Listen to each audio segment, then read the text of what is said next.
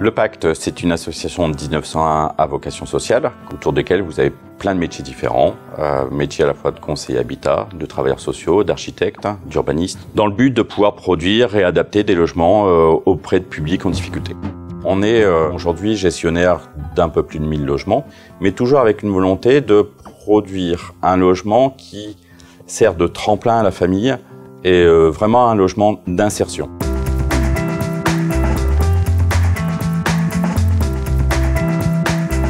Les Pritanes, c'est un projet qui date d'avant le plan d'action renforcé aux sans-abri qui a été mis en place en 2008 par l'État, Habitat Alternatif Social, qui travaillait sur la question de la dignité par le logement et par la santé, s'est rendu compte que la question du logement pour les personnes sans-abri était extrêmement importante et qu'elle permettait à un moment donné d'asseoir et de stabiliser des situations qui jusque-là courait d'échec en échec. Le projet Pritane, il avait été au départ conçu sur des petites maisons individuelles en bois. Puis on n'est jamais arrivé à trouver de terrain et on a rencontré le Pacte qui nous a proposé donc une villa avec une colocation partagée. Certains voisins nouaient des liens particuliers avec les résidents des Pritanes. Il y a eu des fêtes de Noël avec les voisins. Et puis, quand la maison d'à côté s'est libérée, ce sont ces mêmes voisins qui nous ont dit « Est-ce que vous ne voulez pas acheter pour pouvoir développer un autre dispositif et continuer à faire et à mener l'action que vous menez actuellement ?»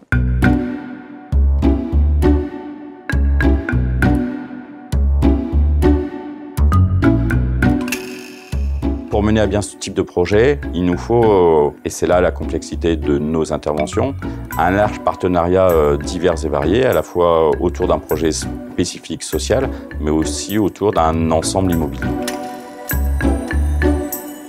Le principe, c'est un lieu de soins d'intérêt général, un lieu pour habiter, un lieu pour partager, un lieu pour parler. Enfin, c'est un peu tout ça.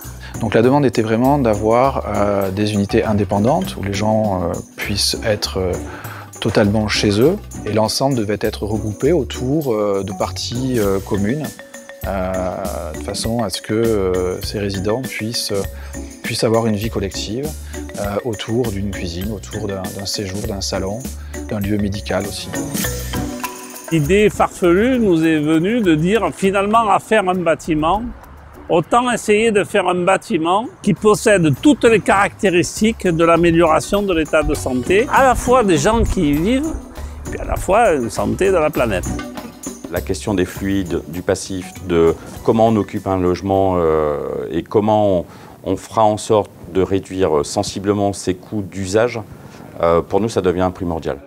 Certes, bien sûr, ça induit des coûts supplémentaires, mais de notre côté, on a aussi un effet levier puisqu'on peut aller chercher des subventions majorées. Une personne qui est ici, normalement, devrait avoir recours à l'hospitalisation 3 mois par an.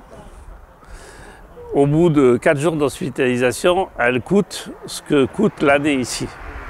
Donc ça aussi, il faut le dire, hein, c'est une diminution de la charge des financements publics. Chaque fois qu'on ouvre un lieu comme ça, on évite un coût important pour la société.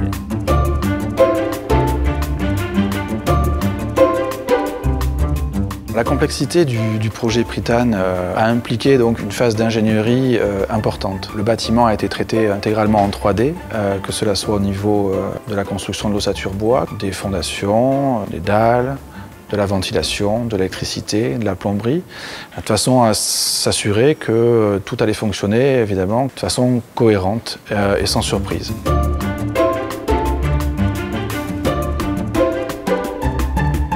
L'eau chaude est produite par un système de production d'eau chaude solaire. L'ensemble produira 80% de la consommation normale de l'ensemble des résidents.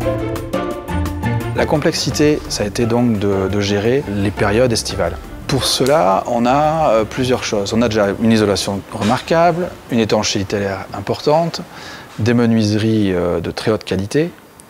Et ensuite, on a deux choses. On a une première barrière qui peut se faire via des voiles qui vont faire rideau sur l'intégralité de la façade. Et une ventilation traversante qui est envisageable dans l'intégralité des bâtiments, nord-sud, et qui permettra donc de venir rafraîchir les pièces. Ça n'a pas été simple.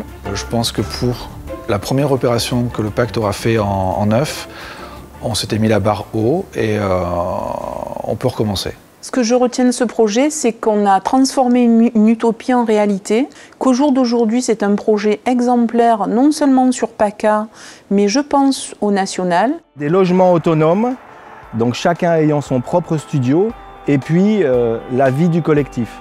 Et donc ce sont ces deux parties qui sont très intéressantes pour le public que l'on accompagne, qui est quand même un public, il faut le répéter, qui a eu un long parcours d'errance. Arriver ici, c'est quelque chose de, je redis, magique un peu.